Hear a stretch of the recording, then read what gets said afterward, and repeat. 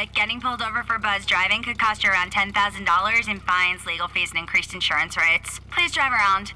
Actually, just park and come in. Nothing kills a buzz like getting pulled over for buzz driving, because buzz driving is drunk driving. Brought to you by the National The views Highway and Traffic opinions Safety expressed on the Administration and following Ad show Council. are not necessarily those of WEHA, Gospel 88.7 and 100.3 FM. We Have Gospel, Spread the Gospel Inc., or any of its sponsors.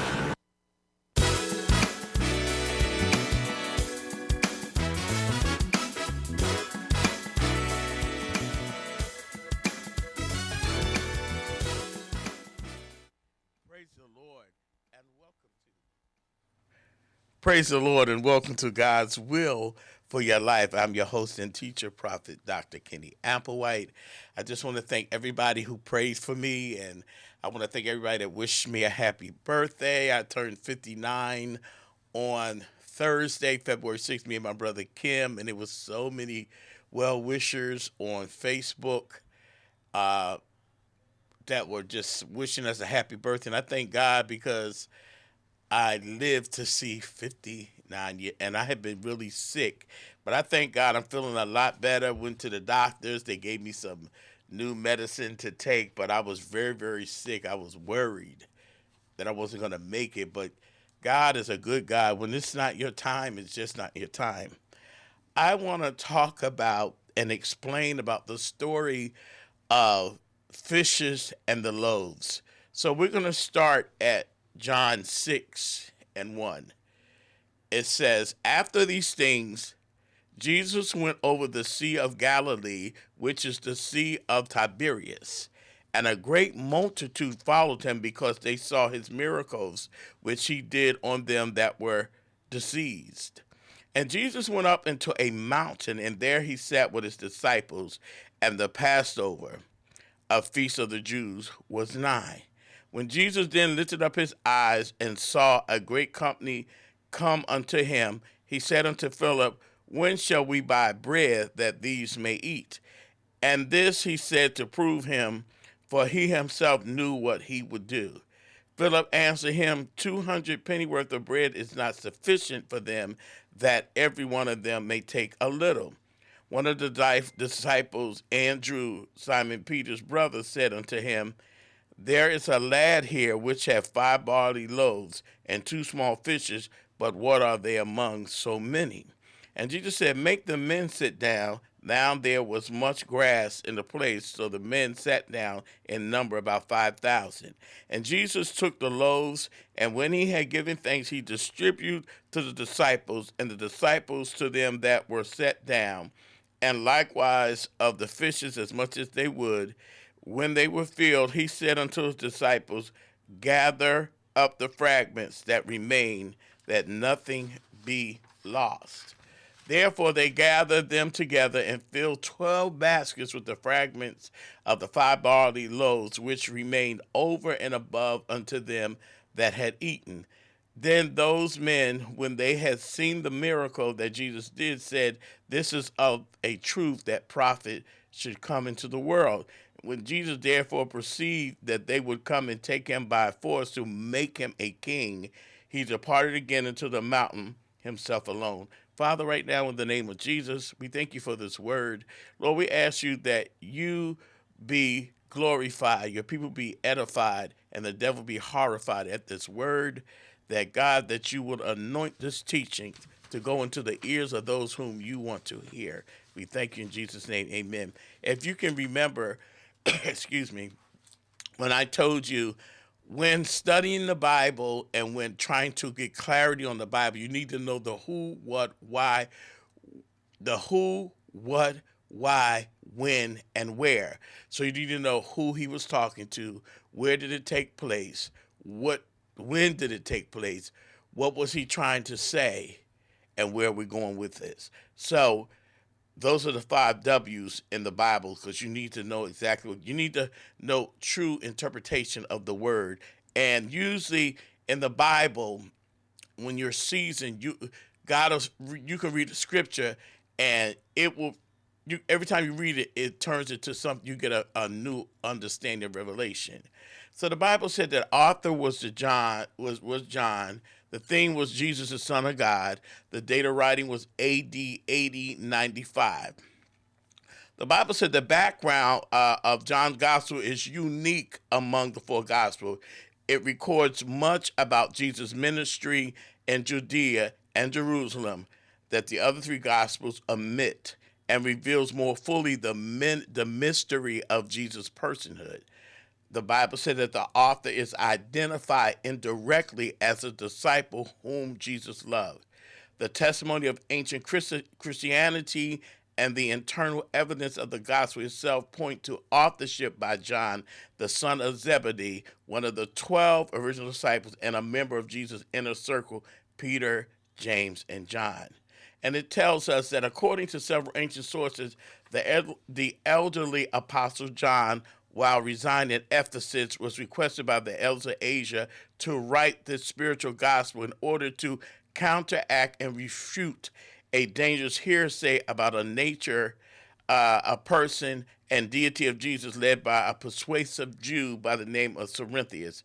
John's gospel continued to serve the church as a profound theological statement about the truth as it is incarnated in Jesus Christ. So the book was written because there was this Jew who his name was Cerinthius, and he was saying that the things about Jesus was not true. He was turning the new church away from who Jesus really was. And even though we never met Jesus in person, but we know Jesus. We know what he is capable of doing. We know that he saved us, sanctified us, filled with the Holy Ghost. We know that he answers our prayers. He heals our body. We know that you ever been almost in a near car accident, you say Jesus, and the car stopped on a dime, and you should have been killed. That's happened to me all the time, and I would just say Jesus, and the car would stop. Or the name of Jesus is so powerful, and what Cerinthius didn't know, he didn't know that Jesus was God in the flesh. And what he didn't know, Jesus was a savior. He came to set the captive free. But see, that was a demon, and a devil using Cerinthius to try to deter the deity of who Jesus was, his personhood, his holiness, his power, his presence. He was trying to turn people away to make them criticize Jesus. And we got atheists, they do that. It's a whole cult. It's millions of people in the world that are atheists. They don't believe in Jesus Christ. If you talk to certain religious, they say, well, we know Jesus as a prophet, but not as God. But we know him as God and Savior. And we know him as the Son of Man. And we know him as our personal Jesus, and we respect his power, we respect his power, his love, and his appreciation of his people. We have gone through generation to generation. They told us about Jesus, and this is why they wanted this book also, so it can go from generation to generation to know what there's four gospels of Jesus Christ, and in the four books, John was written so his story and his life could be repeated over and over for all generations. The Bible said the purpose that John states for writing, namely that you might believe that Jesus is the Christ, the Son of God, and that believing you might have life through his name. Ancient Greek manuscripts of John have one or two tenses for the word translated believe.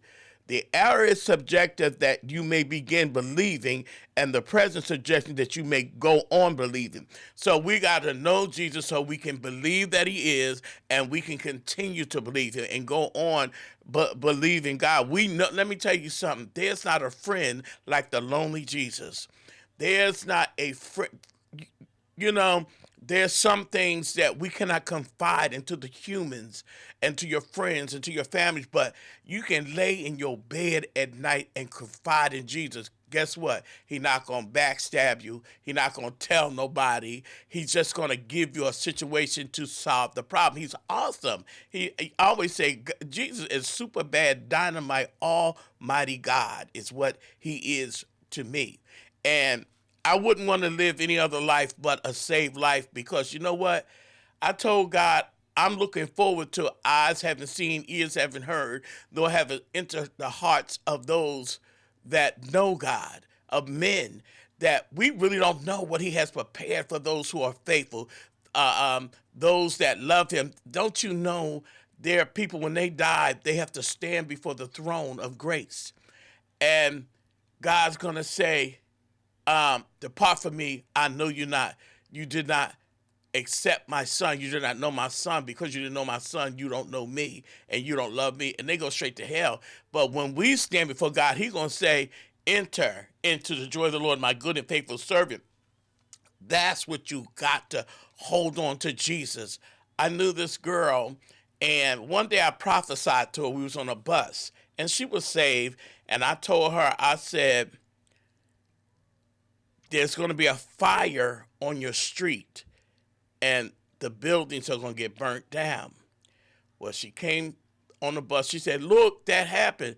For some reason, God had me take my son Philly to Philly shopping, and when I came back, my building, everything was burnt down." And I said, God is a good God. He saved your life, because her and her son could have got murdered. They could have got killed. But let me tell you how good God was. He didn't allow them to be there. So next thing I know, I saw her in garb from another religion, and she was with a man. So I said, "Praise the Lord." Oh, I don't do all that. I don't do all that. Now, I'm not into that no more. Did you see the miraculous miracle God did for her? And she turned her back and started serving another God. He saved her and her son's life from being in a fire. They would have burnt to death. They would have died. Everybody in the fire burned. They burned up. There were people living in the building, and they burned up. They died. They suffocated. But God thought of her, because she was His at that time. "I'm not going to let you or your son die." She had a young son. And I said, and then when I would see her, she would put her head down. I was like, "Oh my God, you left the true and living God for a false religion, a religion that their God cannot hear you, because their God is fake. Their religion, that religion is fake. You were serving the true and living God." But that's why John wanted us to learn the book of John about the life, the deity, the personhood of Jesus Christ. And you got to know Jesus Christ. You got to know who He is. You got to have that personal relationship. What can separate me from the love of Christ? We can sit down, hey, Chateau, and see all the things He brought us out. When we were sick in our bodies, and I had a stroke, and I remember that night I could not walk and I could not see. And I laid in the bed and I turned my face to the wall. I said, "Lord, just take me home. I don't want to live. I can't live like this." I said, "Lord," I was doing an award show. I said, "I'll never do that. I'll never record. I'll never pastor. I'll never teach. I can't walk. I'm no good." I was incapacitated. And I heard the Holy Ghost said, "This too shall pass." In 6 months, the Lord restored my walking, my eyesight. I did an award show the same year. I still was pastoring. I was still recording everything, because God is a true and living God. He knew my beginning, middle, and end. And I thank God. And I said, "God, you told me this was going to pass." When people see me, they say, "It don't even look like you ever had a stroke." I said, "But I did. But God healed me, because I had a work to do for Him." And my stroke came from disobedience. I'm diabetic, and I ate a whole bag of candy for months, and that caused my sugar to be high, and I had a stroke. But God still brought me out, and all I could say was, "Thank you, Lord. I praise you. I give you the glory. I give you honor and glory, because you didn't have to save me." He could have took me on, but He said, "No, you got to live." I had a daughter. At that time, she had to been 11 years old. No, she had to been like 9. No, I'm sorry. She had to been like 9 or 10. And God said, "You got to take care of this child." And God allowed me to take care of her. And I didn't have nobody come over and help me. Nobody with family members would come help me. I had to crawl down the stairs. I had to hold on to objects just to get in the kitchen, cook her breakfast, get her clothes together. I had to literally crawl until I went to therapy and I learned how to walk again. But God allowed me to live through that circumstance. That's why I said, don't give up on Jesus. Don't let Satan make you denounce the Lord Jesus Christ. We need him. We're in a time now where we really, really need Jesus. The Bible said in the last days, we will not know the seasons. Look, we're in winter, right? Last week, it was 70 degrees. It was so warm that you didn't have to wear a coat. That gives you a sign that Jesus is coming back. You got the Bible said in those last days, sons will be against fathers and daughters against mothers. They're beating their kids are beating literally, and I know some people are being beat by their children and scared to death of their children and do whatever the children say. I wish I would be tried like that. I don't believe in beating kids and hurting kids, but you put your hands on me, then I'm sorry for you. But these things are the things that God said would be in the last days. So Jesus said, I'm coming back. He said, I'm coming back. I'm coming back for a church without what? Without spot or wrinkle. I am coming back.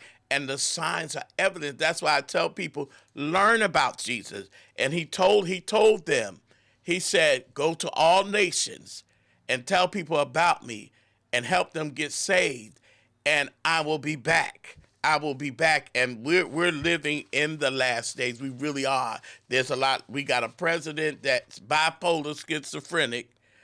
They tried to impeach him, and that didn't work. But God, I think God put Trump in office so the world can pray, so the church can pray. So we are definitely praying more to God. We're definitely seeking God more. So he put that schizophrenic bipolar president in there, and you can tell him I said it, call him on the phone. You can email it, text it. He's schizophrenic bipolar. But I don't believe he's going to win another term because he's nuts. Something's wrong with him. But God the Bible said all things work to good for those who love God. So that was a plan for people to go into prayer. And I believe you me, I pray every day for that man. I pray for this world, and people were on their knees praying. Excuse me.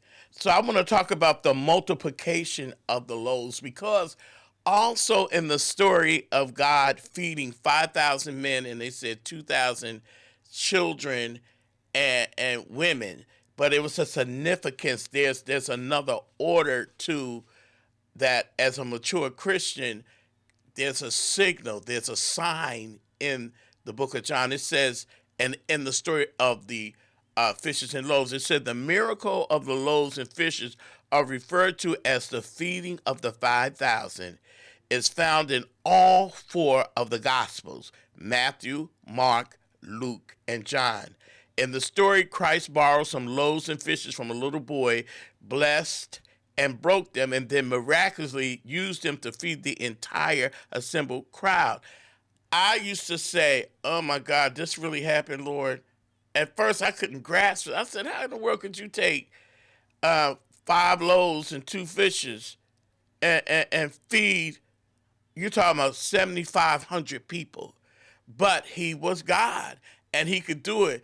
That would have scared me, to see that he was able to take 2 fishes, pray over them, and break them up, and then there would be some left over. So it said that, in fact, Christ performed this miracle twice. Once in Bethsaida, which was Jewish territory, and once in the border of Decapolis, which was in an area where Gentiles, non-Jews, lived. In Bethsaida, he fed 5,000 men plus women and children, whereas in Decapolis, he fed 4,000 men, not counting women and children, and you can find that in Matthew's and Mark.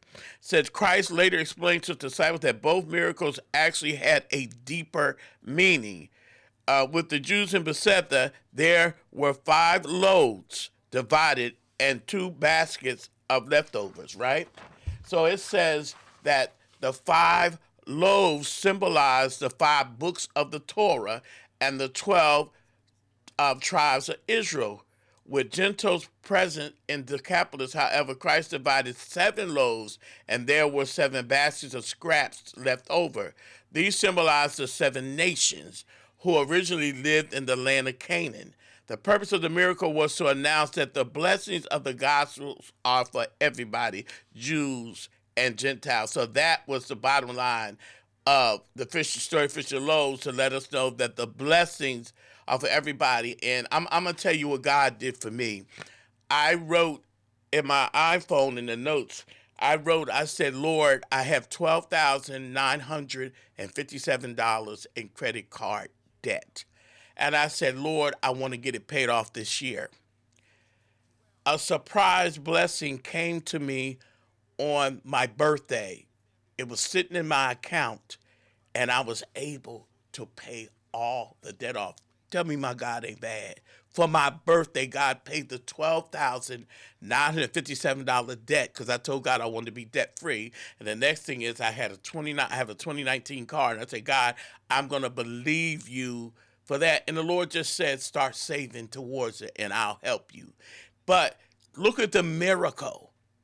I didn't have $12,000 to do this, but there was $12,000 given to me. It was money given to me, and it was in my account on my birthday. And that morning, I paid every debt or every credit card debt I owe. Somebody need to be jumping around and praising God for me. That was a miracle. And that's what God also wants us to know about John. Believe in the miracles, because I did do that. The Bible said there was a woman with the issue of blood. For 12 long years she suffered, and she touched the hem of his garment. He felt virtue leave his body, and he healed that woman. What was his name? Lord help me.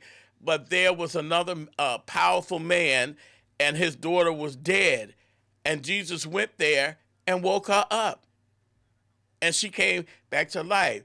There were people who had demonic spirits in them, and the spirits would speak to Jesus and said, have you come before the time to torment us? And he would rebuke them, tell them, shut up, don't talk to me, get out of them.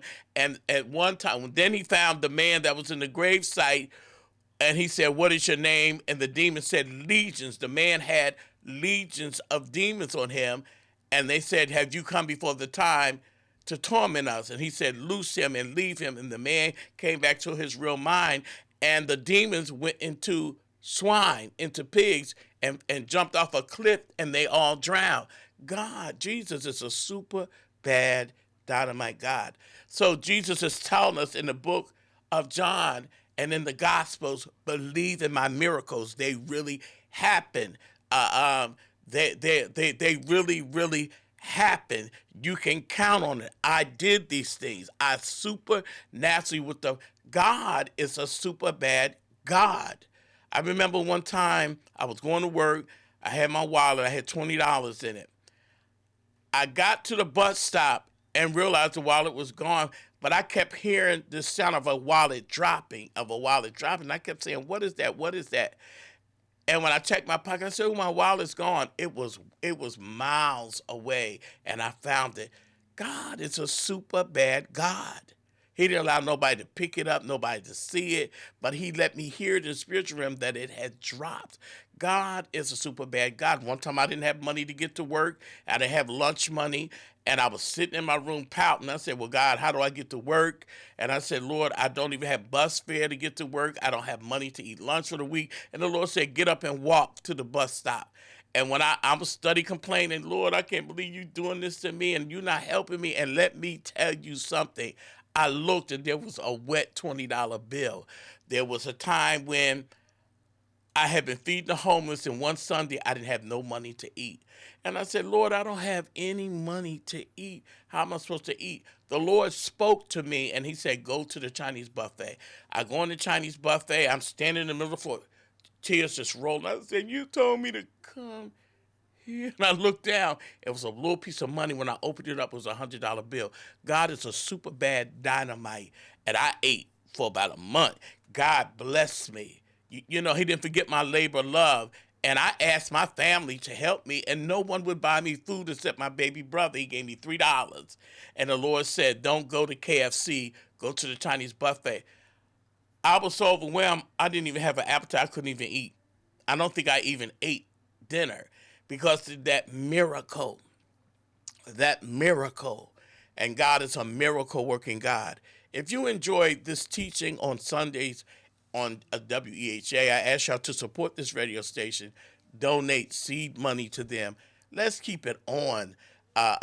These people play gospel music 24 hours a day.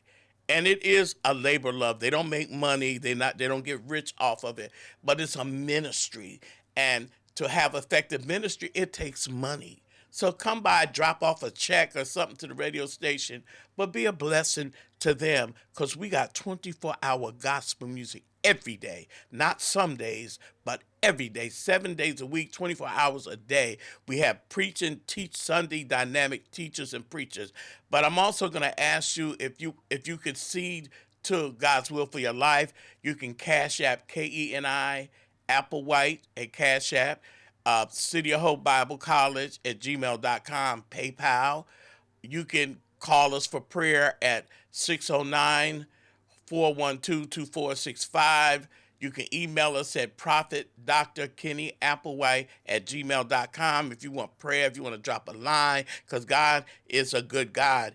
And I want to stay on air. I want to thank those that do seed and that make sure that I'm on the air every day. Make sure that I'm on the air, and I thank God that nothing comes out of my pocket. God has opened that door, and we're working on TV on the ON channel, so the Now channel. So we're going to be working on going on TV on Saturday evening. But God is a good God. But I'm asking you, see, let me tell you something. You're not just giving to the radio station, but you're giving to God. This is a Christian radio station. You are giving unto the Lord, and it takes money to run this. And like I said, they do this as a labor of love. You know, as a labor of love, not as a hardship, not as a burden, but they do this because they love God and they're called to a ministry. But let's be a blessing to them. You know, every now and then I'll come and plant a seed because I can hear gospel music in my car 24 hours a day. I can hear different news being cast on the station, different shows. God is a good God, and God is a wonderful God. And you know what? If you seed to a ministry, God will bless you above and beyond what you can ask. He'll give you 1,000-fold back. He'll give you 500-fold, but be a blessing to those who are being blessed. The WEHA is a blessing to the whole community. They give out, they give back. They give out Christmas. They give out an award. But they do this as a labor of love because they love Christ. And this is what God commissioned. They're not rich behind this because they have to sow back in to keep this radio station going. And I'm not saying this, they're getting good with them because they're really my true brother and sister, the owners. But I ran a Bible college, non-profited. Everything I ever did was by faith and not by sight. And it took help. The award shows, I always had a zero balance. It cost me $80,000 a show. And God, people would see, they would give. It would pay for itself. And I would walk out with a zero balance. Only God. Anything you do for God, it's going to last if you stay persistent. But if you like listening to gospel music and these shows, be a blessing to the radio station. Drop a check by. Cash App them. I don't know the Cash App. But go online to WEHA, and on their website you can donate and be a blessing. Give a seed this year. You know, give a seed. You got income tax season is coming. Donate $100 or $200. It's not God will give you $1,000 back. He'll give you $2,000 back. One time I had to pay somebody bill. God said, take your money and pay their bills. And I had to pay the church's bills with all my money and couldn't pay my bills. But when I gave that money to the church, That week, God gave me $5,000 back. He not only paid my bills, but I had plenty of money left over. That's how good God is. Y'all be blessed and see you next week on God's Will for Your Life. Every Sunday from 10:30 to 11, I will be preaching the gospel of Jesus Christ. I will be preaching the word of God, unadulterated truth of God. I don't make none of this up, but I do study and I do research so I can give you a good word, so I can really bless you. So tune in next week from 10:30 to 11 on Sundays, God's Will for Your Life, with Prophet Dr. Kenny Applewhite. God is a good God. 88.7 WEHA. It's more than music. It's ministry. WEHA.